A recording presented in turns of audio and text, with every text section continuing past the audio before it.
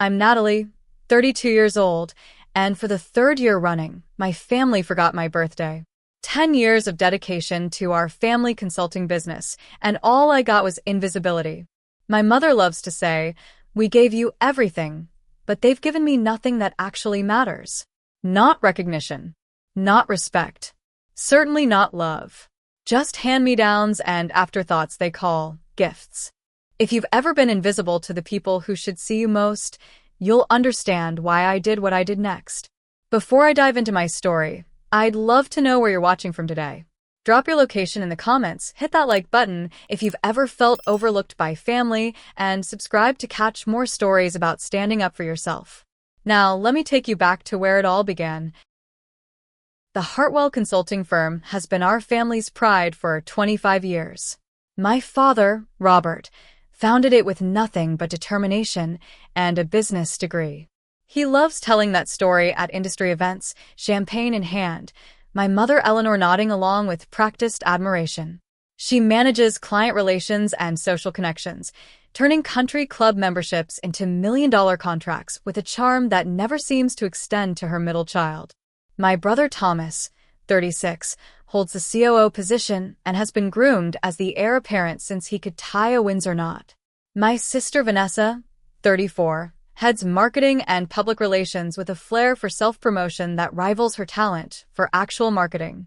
And then there's me, operations manager on paper but glorified assistant in practice, despite having the same business degree as Thomas. Our family home in Greenwich, Connecticut is exactly what you'd expect. Colonial-style mansion with manicured gardens, a pool nobody uses, and an interior that's been featured in design magazines twice. Mother insists we gather there every Sunday for dinner, which inevitably transforms into business meetings where my father dominates the conversation. Thomas landed the Peterson account. Father announced at one such dinner last month, raising his glass. $2 million in consulting fees annually. Well done. Mother beamed, squeezing Thomas's arm. And Vanessa's social media campaign increased our visibility by 30%, Father continued. Vanessa flipped her hair. The post-engagement metrics were off the charts. I waited for my recent process innovation to be mentioned, the one that saved the company nearly $500,000 in operational costs. The silence stretched until I cleared my throat. Oh, Natalie reorganized something in operations, Thomas said dismissively. Good support work. Mother nodded absently, already discussing Vanessa's upcoming industry speech. This pattern repeats endlessly. Thomas and Vanessa's achievements are celebrated with toasts and bonuses. Mine are minimized, attributed to others, or simply ignored. I once overheard Mother telling her friend Charlotte that Thomas and Vanessa inherited all the business instinct, but Natalie tries hard. The forgotten birthdays started 2 years ago. On my 30th, a milestone by anyone's standard, Father scheduled an important client meeting that couldn't be moved. We all attended, including Mother, who kept checking her watch because she had a charity luncheon afterward. Nobody mentioned my birthday until my grandmother called that evening and expressed shock that I was working late. For my 31st, the entire family attended Thomas's Industry Achievement Award ceremony. When I mentioned over breakfast that it was my birthday, Mother blinked twice and said, "Oh, is it the 14th already? We'll celebrate another time." That time never came. The contrast with my siblings' birthdays is stark.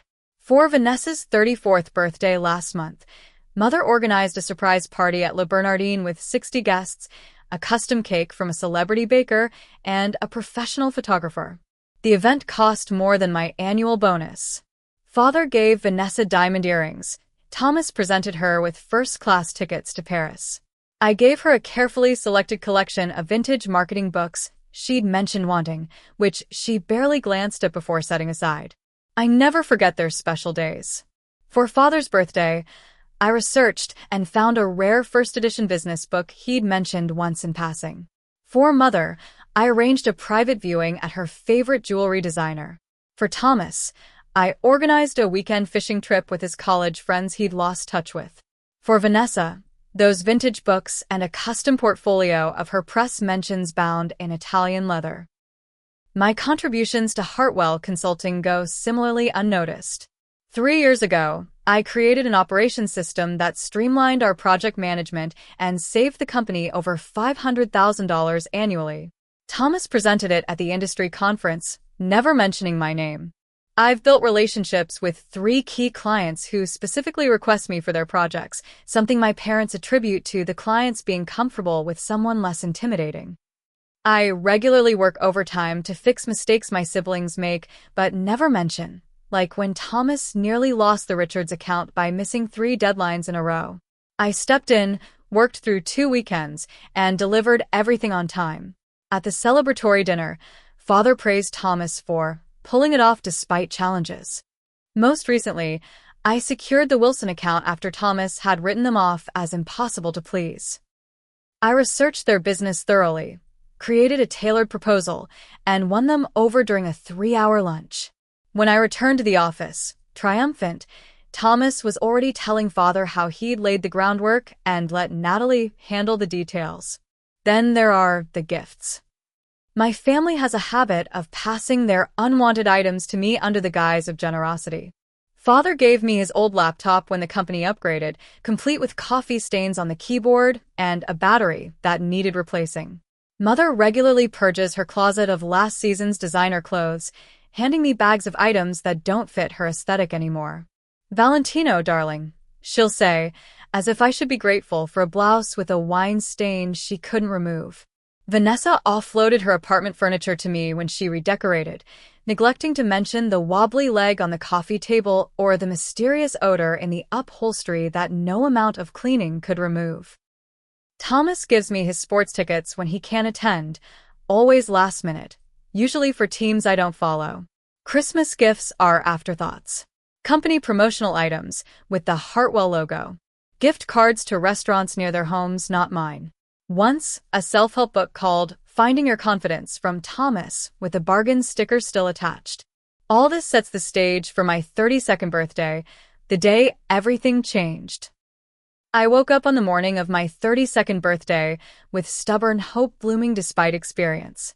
Sunlight streamed through my curtains, and I allowed myself a moment of optimism. Maybe this year would be different. I dropped hints for weeks, mentioning restaurant recommendations for special occasions and leaving a catalog open on Mother's desk with a bracelet circled. I checked my phone immediately. No messages from family, just birthday wishes from my college roommate in California who never forgot despite the time difference. I pushed down the familiar disappointment and got dressed in a new outfit I'd bought myself as a birthday gift, a tailored navy dress that made me feel confident. In the kitchen, I packed the cupcakes I'd baked the night before to share at the office. Red velvet with cream cheese frosting, my small way of creating my own celebration. I checked my phone again. Still nothing from family. The family breakfast meeting at my parents' home was scheduled for 7:30 a.m., earlier than usual. When I arrived, everyone was already seated around the large dining table, coffee cups steaming and pastries artfully arranged. "Finally," Thomas said, checking his watch. "We need to discuss the Maxwell presentation." "Good morning to you too," I said, setting down my bag and reaching for coffee. Father cleared his throat. "The Maxwell account represents a potential 8-figure relationship. We need all hands on deck today." "I've prepared the market analysis," Vanessa said, sliding a folder toward Father. "Their social media presence needs complete restructuring." "Excellent," Father nodded. "Thomas will lead the financial projections." "What about operations?" I asked. "I've analyzed their current workflow and found several inefficiencies we could address." "We'll get to that if there's time," Father said dismissively. "Now I have some good news. I've authorized special bonuses for Thomas and Vanessa for their work on the Jenkins merger." My siblings exchanged pleased glances. I stirred my coffee slowly, waiting for any acknowledgement of the day. "Oh, and Eleanor has made reservations at Maison Laurent for tonight," Father continued. 7 o'clock. "Don't be late. It's going to be quite the celebration." My heart lifted. They remembered after all.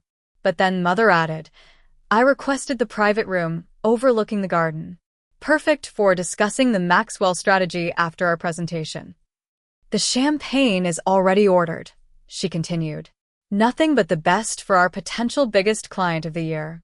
The realization settled like a stone. The celebration was for the Maxwell account, not my birthday. I watched them discuss the evening plans, feeling increasingly invisible. I tried once more. Today feels special, I said, my voice quieter than intended. Something worth celebrating. Absolutely, Thomas agreed, not looking up from his notes. If we land Maxwell, it puts us in a whole new league. I gave up and finished my coffee in silence. At the office, I arranged my cupcakes in the break room with a small sign that read, "Enjoy," without mentioning why. Perhaps someone would remember and say something. Throughout the morning, colleagues grabbed cupcakes with murmured thanks, but no birthday wishes came.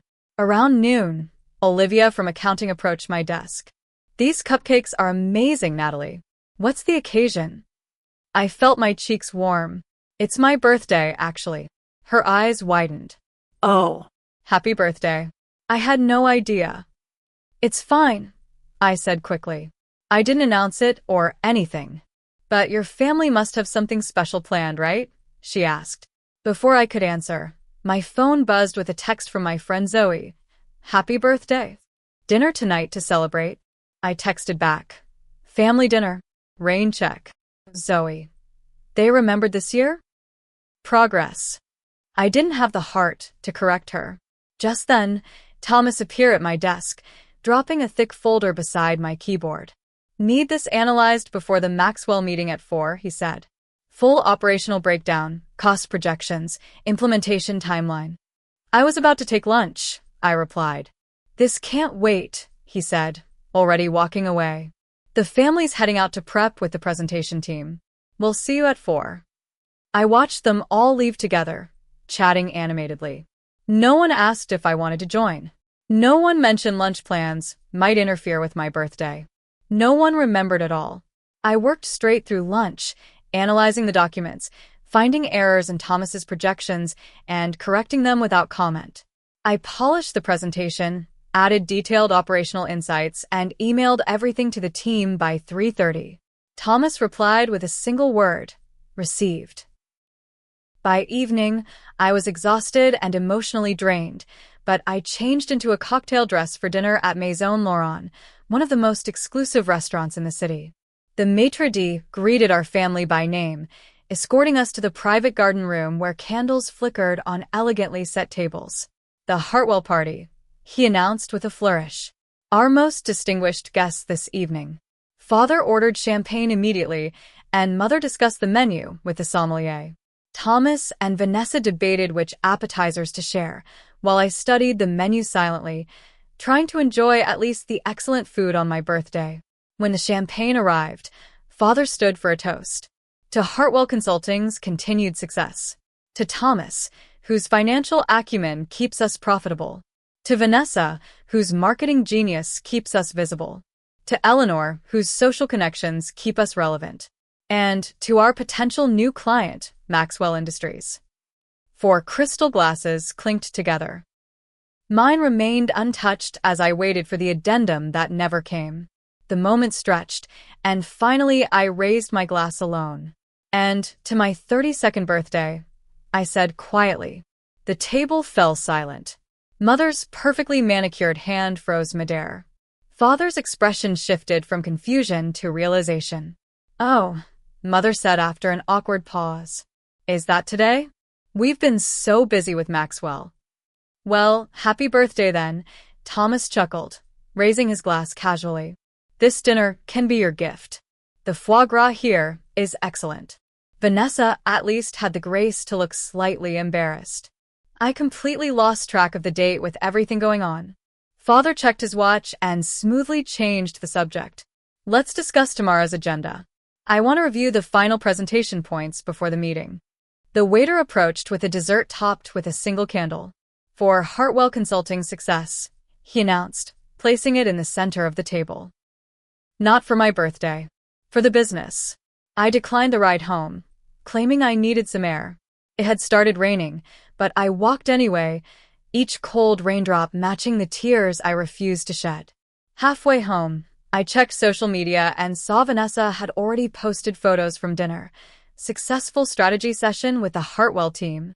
Hashtag business excellence, hashtag family legacy. No mention of my birthday. Not even in private. When I finally reached my apartment, soaking wet and emotionally exhausted, I found a package waiting at my door. Inside was a beautiful handcrafted journal with my initials embossed on the cover and a card from my grandmother. To my darling Natalie on her birthday. Never forget your worth isn't determined by others' ability to see it. I sat on my floor, dripping rainwater onto the carpet, and finally let the tears come. That night, I sat in my darkened apartment surrounded by the gifts my family had given me over the years. I turned on a single lamp and began examining each item with new eyes. Mother's designer purse, casually passed to me when she bought a newer model, still had the price tag tucked into an inner pocket. She'd forgotten to remove it before gifting it to me, a $2,800 afterthought. Father's inscribed watch given to all executives during the company's 20th anniversary celebration had my name misspelled as Natalie. When I'd pointed it out, he'd waved away my concern. No one looks that closely anyway. A stack of business books from Thomas occupied a shelf in my living room, each with a condescending note inside. This might help you understand basic management principles. Thought this could strengthen your presentation skills. Essential reading for anyone serious about business. Vanessa's cast-off furniture filled my living space. A coffee table with red wine stains she couldn't remove before an important house tour, a desk chair with torn-up upholstery, bookshelves that didn't match her new aesthetic. My tears gradually gave way to bitter laughter. How had I not seen it before? The pattern was so clear now, laid out before me in physical form. These weren't gifts given with love or consideration. They were discards, passed down with the thinnest veneer of generosity. Anger began building, starting as a small flame in my chest and spreading outward. I grabbed my phone and began taking photos of each item, creating a visual inventory of years of thoughtlessness. The designer clothes with minor flaws. The technology that was always one generation behind. The treasured family items that no one else wanted. I opened my laptop and began writing, the words flowing faster than I could type. 32 years of being the invisible daughter. 32 years of being the afterthought. Today, my entire family forgot my birthday for the third consecutive year, while celebrating themselves and their accomplishments over champagne that I helped pay for with my unrecognized work. I wrote for hours, documenting every slight, every forgotten milestone, every moment my contributions were attributed to someone else. It was raw, emotional, and cathartic. Around midnight, I called my grandmother, not caring about the late hour. She answered on the second ring, her voice alert despite the time. "Natalie, sweetheart. I was hoping you'd call." "They forgot again, Grandma," I said, my voice breaking. "All of them." "I know, darling." I called Eleanor this afternoon to remind her, and she was so flustered. Said they'd already made dinner plans for some client pitch.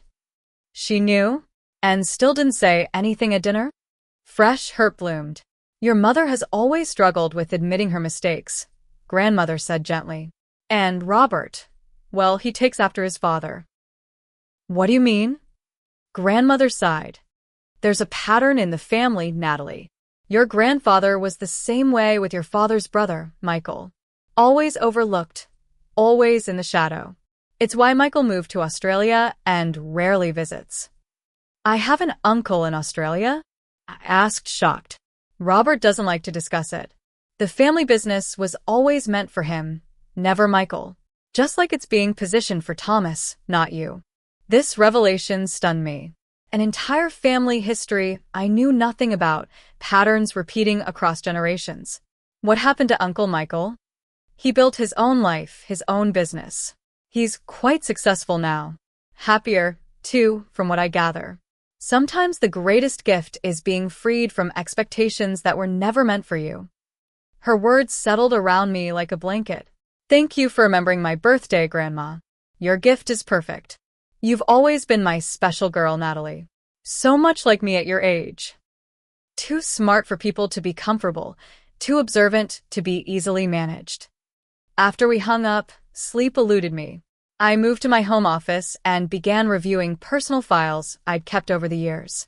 In one folder labeled Ideas, I found proposals I'd submitted that were rejected, only to be implemented months later under Thomas's name.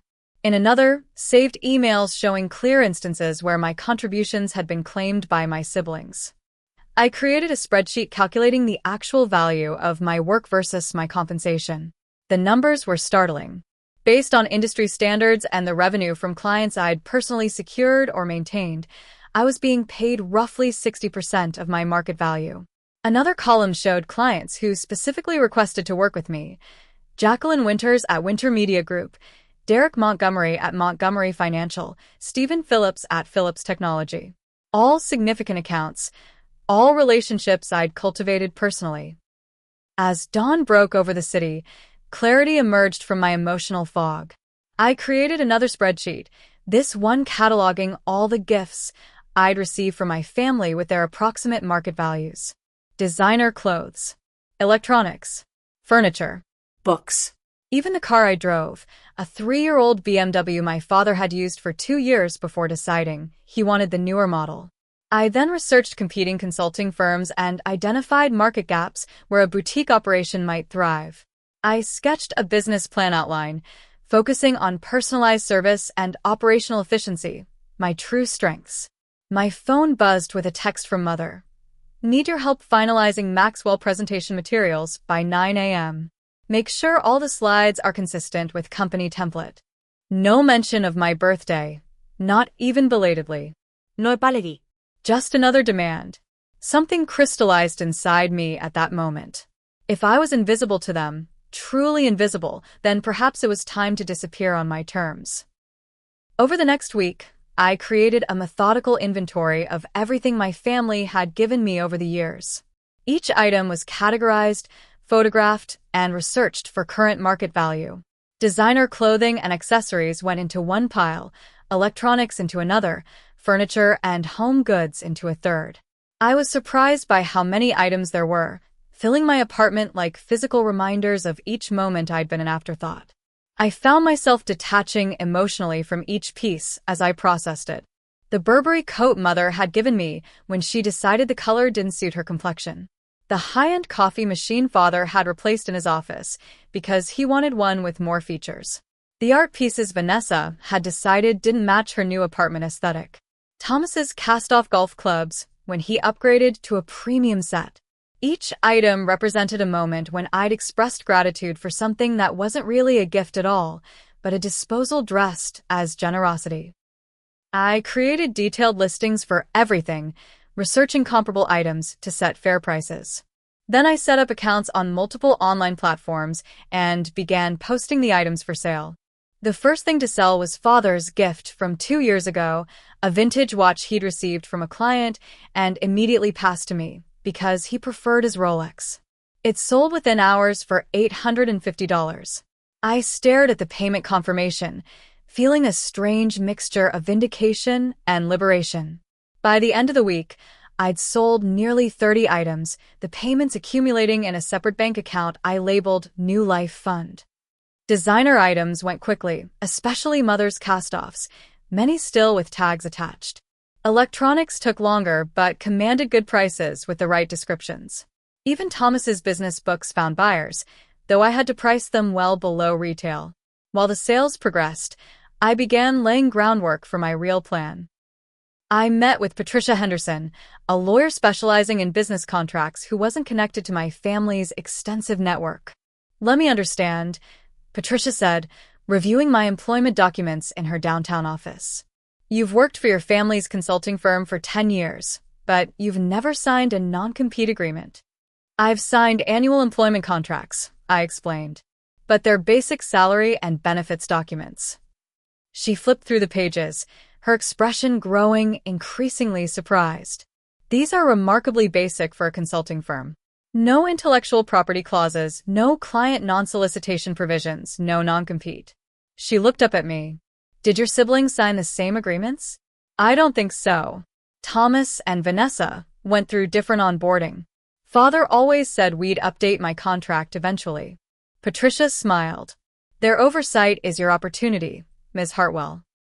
Legally speaking, you're free to establish your own consulting practice and even approach clients you've worked with, provided you don't use proprietary information belonging to Hartwell Consulting. This was better than I'd hoped. I next contacted Professor Warner, my former business school mentor, and arranged lunch. A boutique consulting firm focusing on operational efficiency, he mused after I outlined my plan. Timing is good.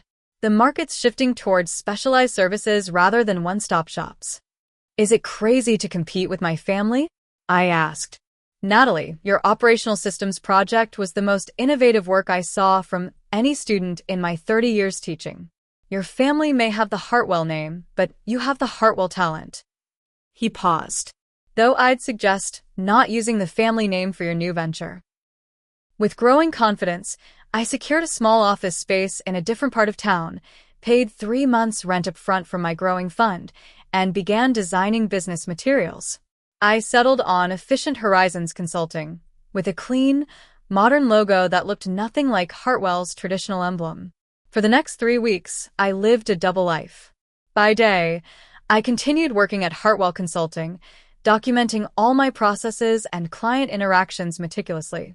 I made copies of my work product, careful to include only what I had personally created, backed up emails showing my contributions, and quietly laid the groundwork for departure. In the evenings and weekends, I built my new business piece by piece.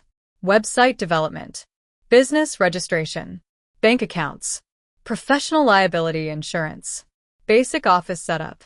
The money from selling my family's gifts funded everything, a poetic justice that wasn't lost on me.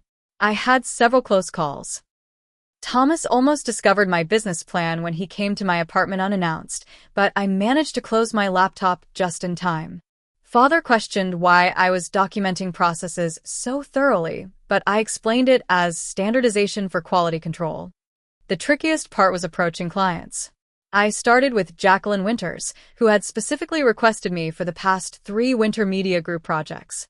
We met for coffee at a small cafe far from the usual business districts. I've been wondering when you'd make this move, Jacqueline said after I carefully explained my plans. You're the only reason we've stayed with Hartwell this long. I'm not trying to poach clients, I said cautiously. Of course not, she smiled. But if Winter Media were to decide independently that we wanted to work with a new consulting firm that happened to be founded by our favorite consultant, that would be our business decision, wouldn't it?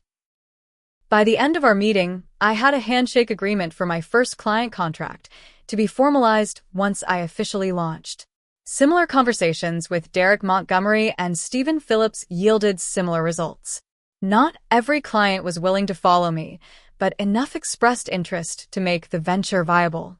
The day after I completed a major project for Hartwell, saving Thomas from another deadline disaster, I requested a meeting with the entire family in the main conference room. My resignation letter was printed, and in a folder, my speech rehearsed, my resolve firm. They arrived together, Father checking his watch impatiently. This better be important, Natalie, he said. We have the quarterly projections meeting in 30 minutes. It is important, I said, my voice steadier than I expected. I'm resigning from Hartwell Consulting, effective 2 weeks from today. The stunned silence was almost worth the years of being overlooked. Don't be ridiculous, Father finally said. Where would you go?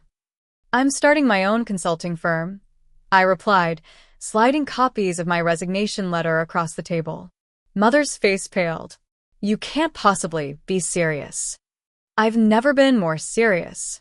Thomas laughed, though it sounded forced. You don't have the capital or the clients to start a firm. Actually, I do, I said calmly. And I don't have a non-compete agreement. That wiped the smile from his face. What do you mean? Check my employment contract. Patricia Henderson already has. Father's face reddened. This is betrayal, Natalie.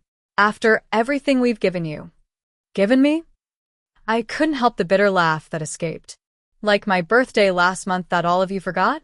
Or the hand-me-downs you've passed off as gifts? Or the credit for my work that's gone to Thomas and Vanessa for years? We gave you a job, Mother said tearfully. A place in the family business. A place in the shadows, I corrected. I'm done being invisible. Vanessa, who had been uncharacteristically quiet, finally spoke. Which clients have you approached? I haven't approached anyone, I said truthfully. But if clients choose to follow me after I leave, that's their decision. You'll regret this, Thomas threatened. The Hartwell name means something in this industry. Yes, it does, I agreed. Which is why I'm not using it. My firm will succeed or fail based on my work, not my last name. I stood, gathering my personal items from the desk. You forgot my existence for years. Now you can forget me officially. I placed my company phone and keys on the table and walked out, ignoring the shocked calls behind me. The backlash began before I reached my apartment.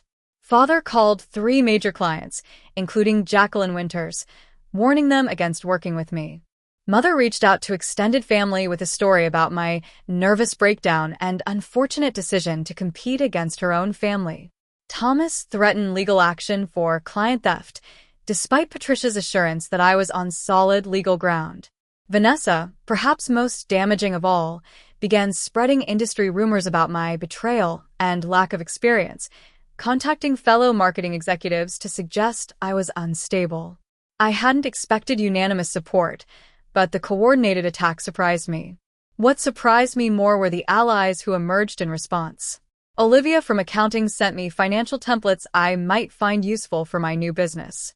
2 junior consultants reached out to express admiration for my move. Professor Warner made introductions to potential investors. Most shocking was an email from Uncle Michael in Australia, whom I'd never met. Heard you finally escaped the Hartwell vortex. Took me longer at your age. Well done. Let me know if you need advice navigating the family fallout.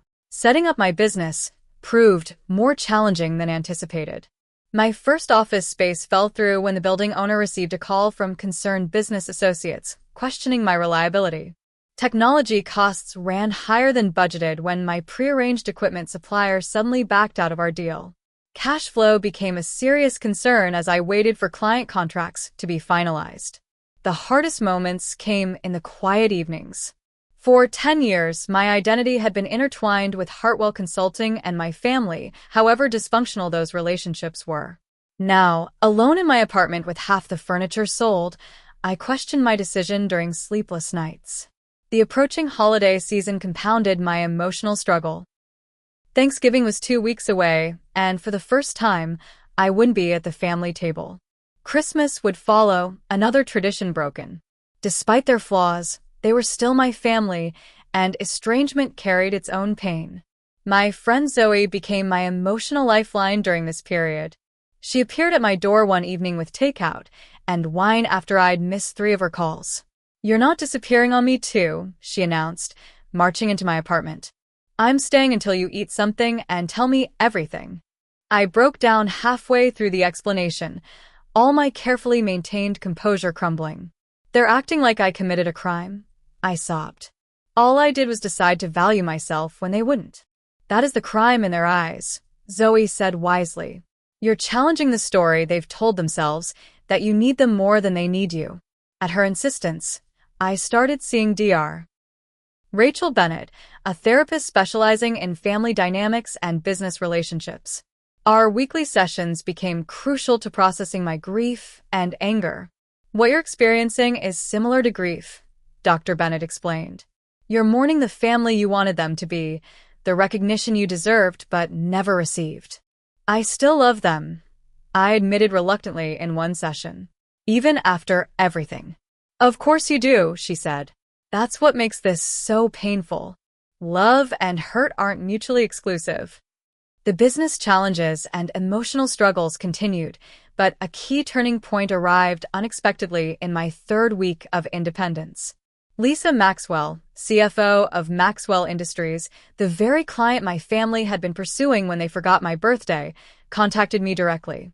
Your family's pitch didn't impress us, she said bluntly when we met at a neutral location, a quiet cafe outside the business district.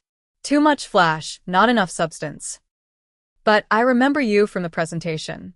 You were the only one who understood our operational challenges. We spent 2 hours discussing Maxwell's specific needs, and I presented an alternative approach focusing on practical implementation rather than grand strategy. By the end of our meeting, Lisa was convinced. "Send me a contract," she said. "We'd like to start with a 3-month trial engagement." The Maxwell contract negotiations were in their final stage when Thomas appeared at my office unannounced. I'd just hired my first employee, Rachel Peters, who had left Hartwell Consulting to join me. She looked alarmed as Thomas pushed past her into my private office. "You think you can steal Maxwell from us?" he demanded, his face flushed with anger. "Father built this business from nothing, and this is how you repay him?" I remained seated, forcing myself to appear calmer than I felt. "I didn't steal anything. Maxwell made their own decision after your pitch failed to address their needs. We'll sue you into oblivion," he threatened. "Every client you approach, every deal you make, will challenge legally until you're buried in lawyer fees." "You can try," I replied. But Patricia Henderson believes differently about my legal position. "And lawsuits become public record, Thomas. How will it look when people learn how Hartwell Consulting treats its own family members?" He left with more threats, slamming the door hard enough to rattle the pictures I'd just hung on the wall. 2 days later, Mother showed up at my apartment unannounced, using the emergency key I'd forgotten to retrieve. I returned from the office to find her sitting in my living room, looking out of place among the sparse furniture. "This is breaking your father's heart," she said without preamble. "And mine." "I'm sorry you're hurt," I said, setting down my briefcase. "But this was my decision to make." "We gave you everything," she insisted, the familiar refrain now sounding hollow. "A position in the company. Financial security. The Hartwell name opens doors that would be closed to you otherwise." "You gave me a position, not respect," I countered. "Security, without recognition. A name without actual belonging." "That's not true," Mother's voice wavered. "You've always been difficult to please, Natalie. So sensitive about everything. Sensitive about being forgotten? About having my work attributed to Thomas? About being an afterthought in my own family? We've all been busy," she defended weakly. "The business demands so much attention. The business has always demanded everything, and I've always given it," I said quietly. "But it was never enough, and I was never enough. Not for any of you." She left without resolution, our relationship more strained than ever. Despite these obstacles, my business began to take shape. Rachel proved invaluable, bringing with her intimate knowledge of Hartwell processes and her own network of industry contacts. The small business loan I secured, using my New Life Fund as collateral, provided enough capital to expand our technology infrastructure. I developed an innovative approach combining operational efficiency with personalized client service that attracted attention. A business publication featured Efficient Horizons in an article about boutique consulting firms challenging the established players, bringing unexpected visibility. By the 2-month mark, we had secured 5 clients, including 2 more who had previously worked with my family's firm. Each success strengthened my resolve, even as the emotional cost of family estrangement continued to weigh on me. The annual Northeast Consulting Industry Conference arrived 6 months after I left Hartwell Consulting. Both my fledgling firm and my family's established company would be attending, making confrontation inevitable.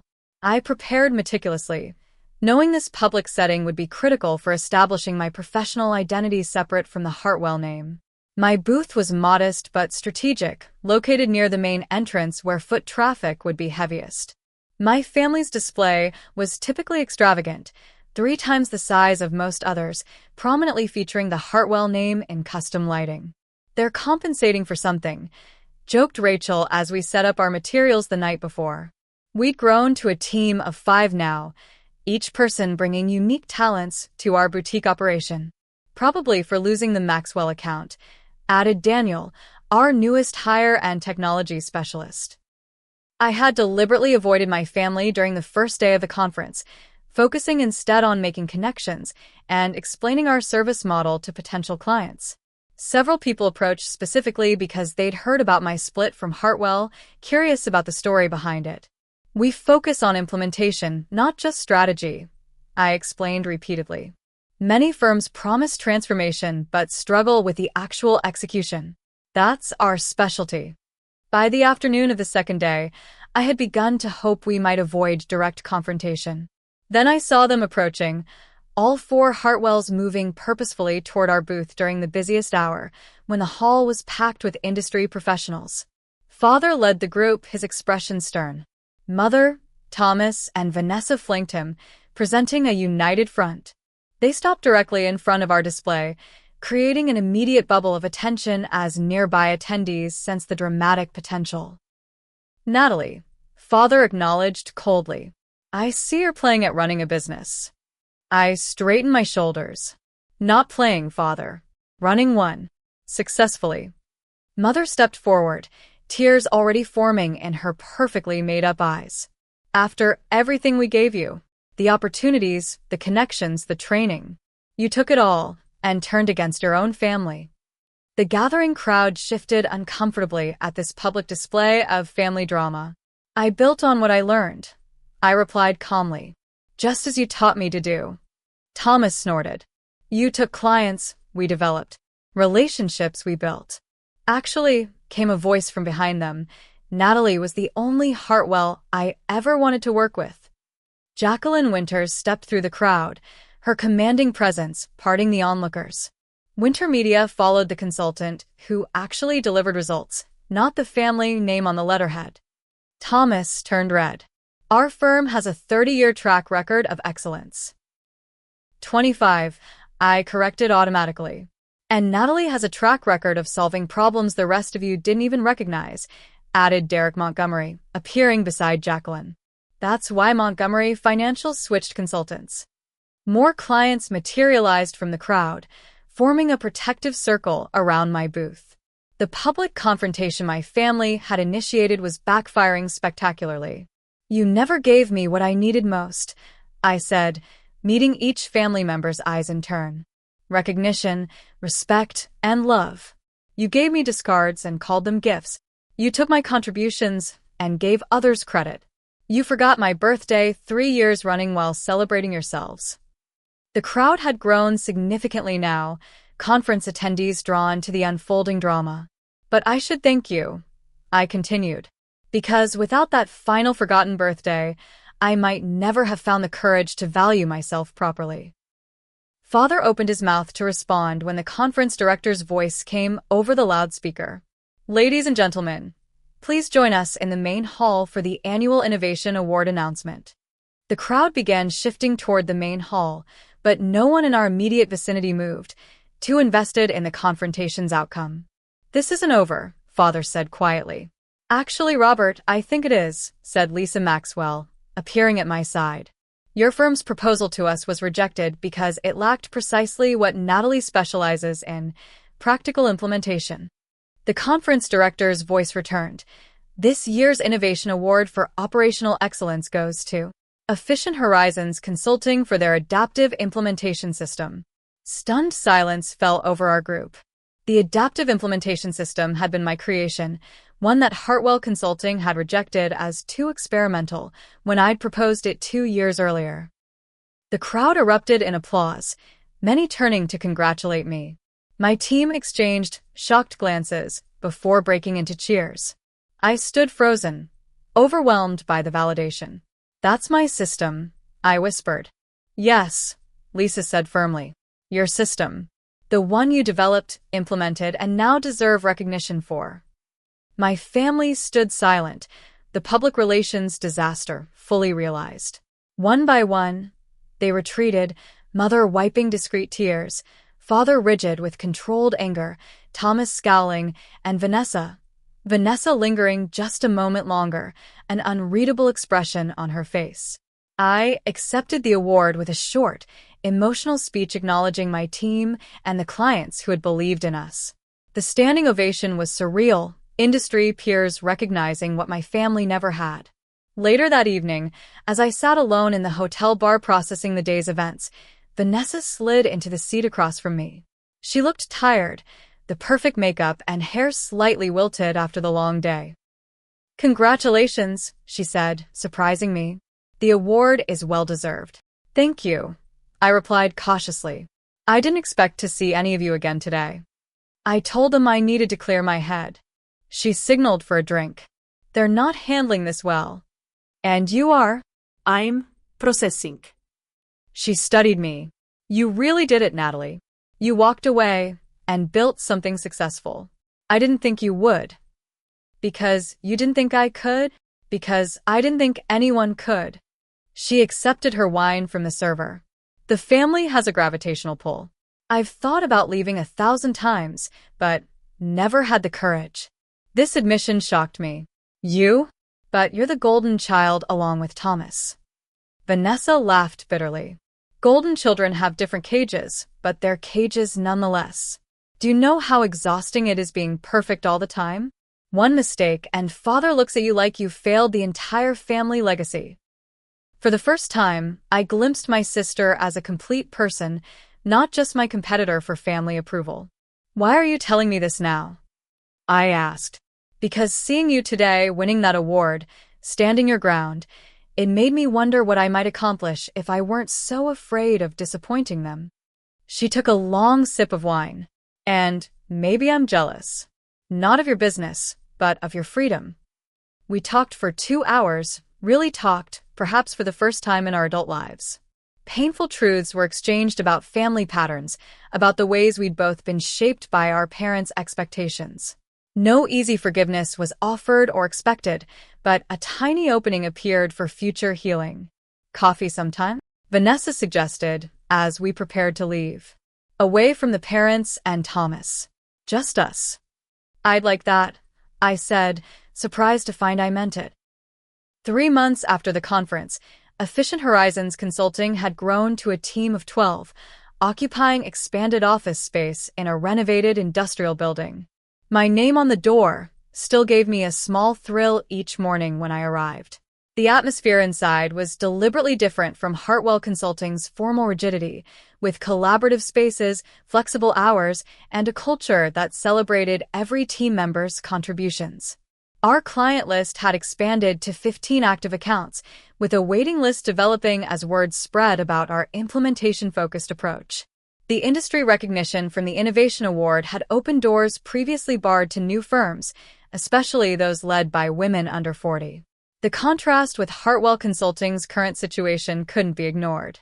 Industry sources reported they'd lost 4 major accounts in recent months, and their reputation for innovation had suffered. Thomas had been quoted in business publications defending their traditional approach to consulting, which most recognized as code for resistant to change. My personal healing progressed through continued therapy with Dr. Bennett, who helped me process the complex emotions of family estrangement. Grief doesn't follow a straight line, she reminded me during one session. You'll have days of confidence followed by days of doubt. That's normal. I developed a genuine friendship circle for perhaps the first time in my adult life, no longer limited to the approved social connections of the Hartwell orbit. Zoe remained my closest confidant, but now Rachel, Daniel, and others from my team formed a support network based on mutual respect. My relationship with grandmother deepened, our weekly calls becoming a cherished ritual. She visited my new office, proudly examining every detail and declaring it much more sensible than that mausoleum your father works in. I'd even begun dating Sebastian Clark, a literature professor I'd met at a charity event. He knew nothing of the Hartwell name or family business when we first met, and his interest in me as a person rather than a connection had been refreshingly genuine. I like that you get excited about efficiency systems, he told me after I'd rambled about a new implementation model. Passion is attractive, whatever its focus. The family reconciliation attempts began with an email from Mother 6 weeks after the conference. I hope you're well. The house feels empty without you on Sundays. Not quite an apology, but an acknowledgement of my absence. I responded politely but briefly, maintaining the boundaries I'd established. This led to occasional messages, gradually increasing in warmth and decreasing in passive-aggressive undertones. Father requested lunch 2 months later at a neutral restaurant halfway between our offices. He arrived early, already seated when I arrived, looking older than I remembered. The business misses your operational oversight, he said after awkward greetings. Things don't run as smoothly. I'm sure Thomas has it under control, I replied. Thomas is good at what he does, Father acknowledged. But what you did was different. Complimentary. He paused, struggling visibly. I may have undervalued that contribution. From Father, this halting half-admission was the closest thing to an apology I'd ever received. I nodded, accepting it for what it was. I'm happy with my new venture, I told him. We're doing well. So I've heard. The Innovation Award was deserved. The lunch continued with careful conversation, neither of us mentioning the deeper hurts or the years of invisibility. It wasn't reconciliation, but it was a beginning. Thomas remained distant and resentful, sending a formal cease and desist letter when I hired another former Hartwell employee, though his legal grounds were non-existent. I responded through Patricia with documentation of the employee's right to work wherever they chose, and the matter dropped. Vanessa surprised me by following through on her coffee suggestion. We began meeting monthly, awkwardly at first, then with increasing openness. She asked questions about starting her own marketing firm, though whether she'd ever act on the information remained uncertain. Mother keeps asking if I've seen you, she mentioned during our third meeting. I think she wants to arrange a casual family gathering. I'm not ready for that, I admitted. I don't blame you, Vanessa said. But maybe someday. On your terms, not theirs. As my 33rd birthday approached, I found myself experiencing unexpected anxiety. The date that had been so painfully overlooked now loomed as a test of both my independence and the fragile new family dynamics. I decided to control the narrative by planning my own celebration, a small dinner with my new circle of friends. Sebastian helped arrange the details, making reservations at my favorite restaurant and coordinating with Zoe on the guest list. The evening before my birthday, Rachel stopped by my office with a suspicious grin. You'll need to clear your schedule tomorrow evening, she said. I already have dinner plans, I reminded her. Those have been amended, she replied cryptically. Just be at the Glass House at 7. Business casual. The Glass House was an exclusive venue overlooking the city, typically booked months in advance for special events. I arrived the following evening to discover a surprise party organized by my entire team, closest friends, and, unexpectedly, my grandmother. Happy birthday, darling, she said, embracing me tightly. 33 looks wonderful on you. The evening was filled with genuine celebration, thoughtful gifts, and a cake that actually had my name spelled correctly. As we were enjoying dessert, a delivery arrived, a small, elegantly wrapped package and card. The card read simply, Natalie, wishing you happiness on your birthday. With love, Mom and Dad. Inside the package was a delicate silver bracelet, not a hand-me-down or afterthought, but something clearly chosen specifically for me. I slipped it on, feelings complicated but not entirely unwelcome. Later that night, my phone rang. Mother's name appeared on the screen. After a moment's hesitation, I answered. Happy birthday, Natalie, she said, her voice thick with emotion. I wanted to make sure you knew that we remembered this year. Thank you for the bracelet, I replied. It's beautiful. Your father wanted to get you something for the business, but I thought, well, this seemed more personal. It is. I appreciate that. A pause then. I miss you, Natalie. We all do in our ways. Even Thomas, though he'd never admit it. I needed to do this, I said softly. Build something that's mine. I know that now, she replied. I should have seen it sooner. It wasn't everything, but it was something, a recognition that hadn't existed before. 2 weeks later, I visited the family home for the first time since my departure. Sunday dinner, though not the full family gathering. Just mother and father, Vanessa joining later. The dynamic was noticeably different, my voice heard in conversations where I'd previously been silent or ignored. The Maxwell implementation is going well, I mentioned during dinner. They're considering expanding our contract. Excellent news, Father said, with what seemed like genuine pride. Your operational model clearly works. It wasn't a complete reconciliation, nor would it ever be. The years of being overlooked couldn't be erased with a few dinners or birthday remembrances. Thomas remained absent, our professional rivalry too raw for casual gatherings. The family business continued without me, though industry rumors suggested changes in their operational approach that looked suspiciously like ideas I'd proposed years ago. But something had shifted fundamentally, both within me and within our family system. I no longer needed their validation to know my worth. My success spoke for itself, built on my own terms.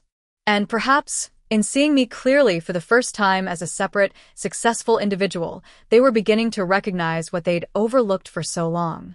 I still had the journal my grandmother gave me on that painful birthday that changed everything. On its first page, I'd written a question. What would happen if I stopped waiting to be seen and stepped into the light myself? The answer had transformed my life. Have you ever had to create your own recognition when others overlooked your worth? I'd love to hear your stories in the comments below. Sometimes the greatest gift we can give ourselves is the courage to be visible on our own terms. If this story resonated with you, please like and subscribe for more journeys of self-discovery and empowerment. And remember, your value isn't determined by others' ability to see it. Thank you for joining me today, and may you always know your true worth, whether others recognize it or not.